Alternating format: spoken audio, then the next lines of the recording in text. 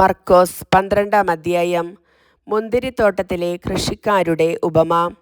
യേശു അവരോട് ഉപമകൾ വഴി സംസാരിക്കാൻ തുടങ്ങി. ഒരുവൻ ഒരു മുന്തിരിത്തോട്ടം നട്ടുപിടിപ്പിച്ചു. അതിനു ചുറ്റും വേലി കെട്ടി, മുന്തിരിച്ചക്ക് സ്ഥാപിച്ചു, ഒരു ഗോപുരവും പണിതു. അത് കൃഷിക്കാരെ ഏൽപ്പിച്ചിട്ട് അവൻ അവിടെ നിന്ന് പോയി. സമയമായപ്പോൾ മുന്തിരിഫലങ്ങളിൽ നിന്ന് തൻ്റെ ഓഹരി ശേഖരിക്കാൻ അവൻ കൃഷിക്കാരുടെ അടുത്തേക്ക് ഭൃത്യനെ അയച്ചു. എന്നാൽ അവർ അവനെ പിടിച്ച് അടിക്കുകയും വെറും കൈയോടെ പറഞ്ഞയക്കുകയും ചെയ്തു. വീണ്ടും അവൻ മറ്റൊരു ഭൃത്യനെ അയച്ചു. അവർ അവനെ തലയ്ക്ക് പരിക്കേൽപ്പിക്കുകയും അപമാനിച്ചയക്കുകയും ചെയ്തു. അവൻ വീണ്ടും ഒരുവനെ അയച്ചു. അവനെ അവർ കൊന്നുകളഞ്ഞു. മറ്റു പലരെയും അയച്ചു. ചിലരെ അവർ അടിക്കുകയും ചിലരെ കൊല്ലുകയും ചെയ്തു. അവന് ഇനി ഒരുവൻ മാത്രം അവശേഷിച്ചു, തൻ്റെ പ്രിയപുത്രൻ. എൻ്റെ പുത്രനെ അവർ മാനിക്കും എന്നു പറഞ്ഞ് അവസാനം അവനെയും അവരുടെ അടുത്തേക്ക് അയച്ചു. കൃഷിക്കാർ പരസ്പരം പറഞ്ഞു, ഇവനാണ് അവകാശി, ഇവനെ നമുക്ക് കൊന്നുകളയാം, അവകാശം നമ്മുടേതാകും. അവർ അവനെ പിടിച്ച് കൊന്ന് മുന്തിരിത്തോട്ടത്തിന് വെളിയിലേക്ക് എറിഞ്ഞു. ഇനി മുന്തിരിത്തോട്ടത്തിൻ്റെ ഉടമസ്ഥൻ എന്തു ചെയ്യും? അവൻ വന്ന് ആ കൃഷിക്കാരെ നശിപ്പിച്ച് മുന്തിരിത്തോട്ടം വേറെ ആളുകളെ ഏൽപ്പിക്കും. ഈ വിശുദ്ധ ലിഖിതം നിങ്ങൾ വായിച്ചിട്ടില്ലേ?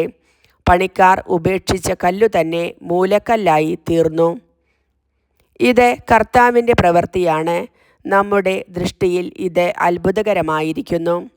തങ്ങൾക്കെതിരായിട്ടാണ് ഈ ഉപമ അവൻ പറഞ്ഞതെന്ന് മനസ്സിലാക്കി അവർ അവനെ പിടിക്കാൻ ശ്രമിച്ചു. എന്നാൽ ജനക്കൂട്ടത്തെ അവർ ഭയപ്പെട്ടു. അതുകൊണ്ട് അവർ അവനെ വിട്ടുപോയി.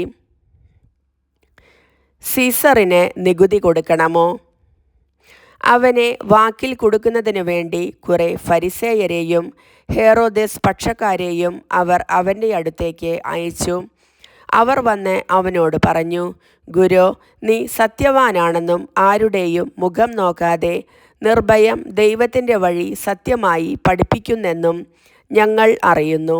സീസറിന് നികുതി കൊടുക്കുന്നത് നിയമാനുസൃതമാണോ അല്ലയോ? അവരുടെ കാപട്യം മനസ്സിലാക്കി അവൻ പറഞ്ഞു, നിങ്ങൾ എന്തിന് എന്നെ പരീക്ഷിക്കുന്നു? ഒരു ദനാറ എൻ്റെ അടുത്ത് കൊണ്ടുവരുക, ഞാൻ കാണട്ടെ. അവർ അത് കൊണ്ടുവന്നപ്പോൾ അവൻ ചോദിച്ചു, ഈ രൂപവും ലിഖിതവും ആരുടേതാണ്? സീസറിൻ്റേത് എന്ന് അവർ പറഞ്ഞു. യേശു അവരോട് പറഞ്ഞു, സീസറിനുള്ളത് സീസറിനും ദൈവത്തിനുള്ളത് ദൈവത്തിനും കൊടുക്കുക. അവർ അവനെക്കുറിച്ച് വിസ്മയിച്ചു. പുനരുദ്ധാനത്തെക്കുറിച്ച് വിവാദം. അനന്തരം പുനരുദ്ധാനം ഇല്ല എന്ന് പറഞ്ഞിരുന്ന സദുക്കായർ അവനെ സമീപിച്ച് ചോദിച്ചു, ഗുരു, ഒരുവൻ സന്താനമില്ലാതെ മരിക്കുകയും ഭാര്യ ജീവിച്ചിരിക്കുകയും ചെയ്യുന്നെങ്കിൽ അവൻ്റെ സഹോദരൻ അവളെ ഭാര്യയായി സ്വീകരിച്ച് അവനു വേണ്ടി സന്താനങ്ങളെ ഉൽപ്പാദിപ്പിക്കണമെന്ന് മോശയുടെ കൽപ്പനയിൽ ഉണ്ട്. ഒരിടത്ത് 7 സഹോദരന്മാരുണ്ടായിരുന്നു. ഒന്നാമൻ ഒരുവളെ വിവാഹം ചെയ്തു. അവൻ സന്താനമില്ലാതെ മരിച്ചു. രണ്ടാമൻ അവളെ സ്വീകരിച്ചു. അവനും സന്താനമില്ലാതെ മരിച്ചു. മൂന്നാമനും അങ്ങനെ തന്നെ സംഭവിച്ചു. ഇങ്ങനെ 7 പേരും സന്താനമില്ലാതെ മരിച്ചു. അവസാനം ആ സ്ത്രീയും മരിച്ചു. പുനരുദ്ധാനത്തിൽ അവർ ഉയർത്തെഴുന്നേൽക്കുമ്പോൾ അവൾ ആരുടെ ഭാര്യയായിരിക്കും? അവൾ 7 പേരുടെയും ഭാര്യയായിരുന്നല്ലോ. യേശു അവരോട് പറഞ്ഞു, വിശുദ്ധ ലിഖിതങ്ങളോ ദൈവത്തിൻ്റെ ശക്തിയോ അറിയാത്തത് കൊണ്ടല്ലേ നിങ്ങൾക്ക് തെറ്റുപറ്റുന്നത്? എന്തെന്നാൽ മരിച്ചവരിൽ നിന്ന് ഉയർത്തെഴുന്നേൽക്കുമ്പോൾ അവർ വിവാഹം ചെയ്യുകയോ ചെയ്തു കൊടുക്കുകയോ ഇല്ല. മറിച്ച് അവർ സ്വർഗത്തിലെ ദൂതന്മാരെ പോലെ ആയിരിക്കും. മരിച്ചവർ ഉയർത്തെഴുന്നേൽക്കുന്നതിനെക്കുറിച്ച് ദൈവം മുൾപ്പടർപ്പിൽ നിന്ന് മോശയോട് അരുളി ചെയ്തത് എന്താണെന്ന് മോശയുടെ പുസ്തകത്തിൽ നിങ്ങൾ വായിച്ചിട്ടില്ലേ?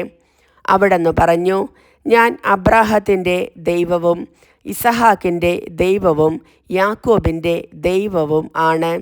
അവിടുന്ന് മരിച്ചവരുടെയല്ല ജീവിക്കുന്നവരുടെ ദൈവമാണ്.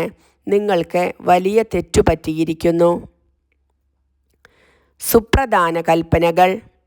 ഒരു നിയമജ്ഞൻ വന്ന് അവരുടെ വിവാദം കേട്ടു. അവൻ നന്നായി ഉത്തരം പറയുന്നുവെന്ന് മനസ്സിലാക്കി അവനോട് ചോദിച്ചു, എല്ലാറ്റിലും പ്രധാനമായ കൽപ്പന ഏതാണ്? യേശു പ്രതിവചിച്ചു, ഇതാണ് ഒന്നാമത്തെ കൽപ്പന. ഇസ്രായേലേ, കേൾക്കുക.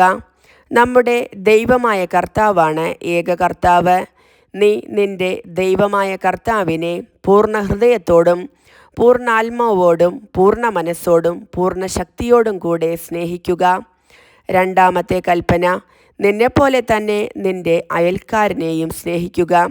ഇവയേക്കാൾ വലിയ കൽപ്പനയൊന്നുമില്ല. നിയമജ്ഞൻ പറഞ്ഞു, ഗുരു, അങ്ങ് പറഞ്ഞത് ശരി തന്നെ. അവിടുന്ന് ഏകനാണെന്നും അവിടുന്നല്ലാതെ മറ്റൊരു ദൈവമില്ലെന്നും അവിടുത്തെ പൂർണ്ണ ഹൃദയത്തോടും പൂർണ്ണ മനസ്സോടും പൂർണ്ണ ശക്തിയോടും കൂടെ സ്നേഹിക്കുന്നതും തന്നെ പോലെ തന്നെ അയൽക്കാരനെ സ്നേഹിക്കുന്നതും എല്ലാ ദഹനബലികളെയും യാഗങ്ങളെയും കാൾ മഹനീയമാണെന്നും അങ്ങ് പറഞ്ഞത് സത്യമാണ്. അവൻ ബുദ്ധിപൂർവം മറുപടി പറഞ്ഞു എന്നു മനസ്സിലാക്കി യേശു പറഞ്ഞു, നീ ദൈവരാജ്യത്തിൽ നിന്ന് അകലെയല്ല. പിന്നീട് യേശുവിനോട് ചോദ്യം ചോദിക്കാൻ ആരും ധൈര്യപ്പെട്ടില്ല. ക്രിസ്തു ദാവീദിൻ്റെ പുത്രൻ. ദേവാലയത്തിൽ പഠിപ്പിച്ചു കൊണ്ടിരുന്നപ്പോൾ യേശു ചോദിച്ചു, ക്രിസ്തു ദാവീദിൻ്റെ പുത്രനാണെന്ന് നിയമജ്ഞർ പറയുന്നതെങ്ങനെ? പരിശുദ്ധാത്മാവിനാൽ പ്രചോദിതനായി ദാവീദ് തന്നെ പറഞ്ഞിട്ടുണ്ട്, കർത്താവ് എൻ്റെ കർത്താവിനോട് അരുളി ചെയ്തു, ഞാൻ നിന്റെ ശത്രുക്കളെ നിന്റെ പാദങ്ങൾക്ക് കീഴിലാക്കുവോളം നീ എൻ്റെ വലത്തുഭാഗത്ത് ഉപവിഷ്ടനാവുക. ദാവീദ് തന്നെ അവനെ കർത്താവ് എന്ന് വിളിക്കുന്നു. പിന്നെ എങ്ങനെയാണ് അവൻ അവൻ്റെ പുത്രനാകുന്നത്? ജനക്കൂട്ടം സന്തോഷപൂർവം അവൻ്റെ വാക്കുകൾ ശ്രവിച്ചു. നിയമജ്ഞരെ വിമർശിക്കുന്നു. അവൻ ഇങ്ങനെ പഠിപ്പിച്ചു, നിങ്ങൾ നിയമജ്ഞരെ സൂക്ഷിച്ചുകൊള്ളുവിൻ. നീണ്ട മേലങ്കികൾ ധരിച്ചു നടക്കാനും പൊതുസ്ഥലങ്ങളിൽ അഭിവാദനം സ്വീകരിക്കാനും സിനഗോഗുകളിൽ മുഖ്യസ്ഥാനങ്ങളും വിരുന്നുകളിൽ അഗ്രാസനങ്ങളും ലഭിക്കാനും അവർ ആഗ്രഹിക്കുന്നു. എന്നാൽ അവർ വിധവകളുടെ ഭവനങ്ങൾ വിഴുങ്ങുകയും ദീർഘമായി പ്രാർത്ഥിക്കുന്നുവെന്ന് നടിക്കുകയും ചെയ്യുന്നു. ഇവർക്ക് കൂടുതൽ കഠിനമായ ശിക്ഷാവിധി ലഭിക്കും. വിധവയുടെ കാണിക്ക. അവൻ ഭണ്ഡാരത്തിന് എതിർവശത്തിരുന്ന് ജനക്കൂട്ടം ഭണ്ഡാരത്തിൽ നാണയത്തുട്ടുകൾ ഇടുന്നത് ശ്രദ്ധിച്ചു. പല ധനവാന്മാരും വലിയ തുകകൾ നിക്ഷേപിച്ചു. അപ്പോൾ ദരിദ്രയായ ഒരു വിധവ വന്ന് ഏറ്റവും വില കുറഞ്ഞ 2 ചെമ്പുനാണയങ്ങൾ ഇട്ടു. അവൻ ശിഷ്യന്മാരെ അടുത്തു വിളിച്ചു പറഞ്ഞു, സത്യമായി ഞാൻ നിങ്ങളോട് പറയുന്നു, ഈ ദരിദ്ര വിധവ മറ്റാരെയും കാൾ കൂടുതൽ ഭണ്ഡാരത്തിൽ നിക്ഷേപിച്ചിരിക്കുന്നു. എന്തെന്നാൽ അവരെല്ലാവരും തങ്ങളുടെ സമൃദ്ധിയിൽ നിന്ന് സംഭാവന ചെയ്തു.